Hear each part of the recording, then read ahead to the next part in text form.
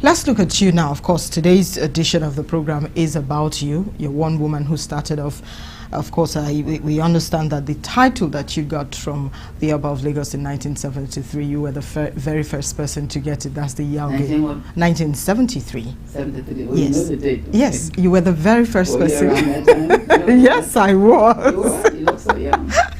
Yes, I was the first person to get it. What would you say earned you that honor? Well, I think the Oba of Lagos, the late Oba of Lagos, Oba Denka Yekon, was interested in how I appeared in public. I'm very particular about how I should appear, and I've always tried to, what you would call maybe make a statement with whatever you do. I don't believe in just following the crowd. I believe in doing what you think suits you. And I think the Oba had an eye for things that looked okay at that time. And I happen to have been able to use both what I would call our traditional wear, as well as foreign wear, Liberian wear, Nigerian wear. I was always doing something different. And he thought that that type of title is something which I should have, because he thought it suited what I presented at the time. Mm-hmm.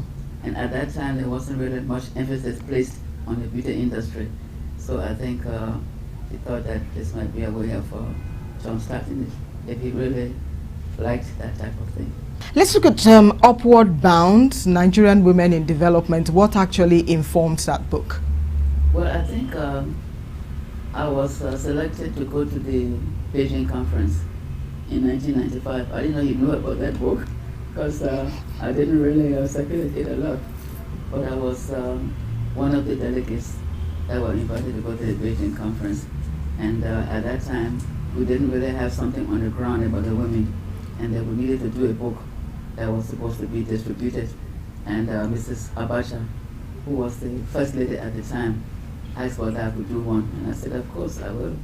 And so I did that book, trying to reach out to women in different places and find out what they were doing, how they were doing it, so that by the time we got to Beijing, we'd have something that Nigerian delegates of women would pass on and say, this is what we're doing, these are the people that we are, these are the ones that are leading the women in Nigeria.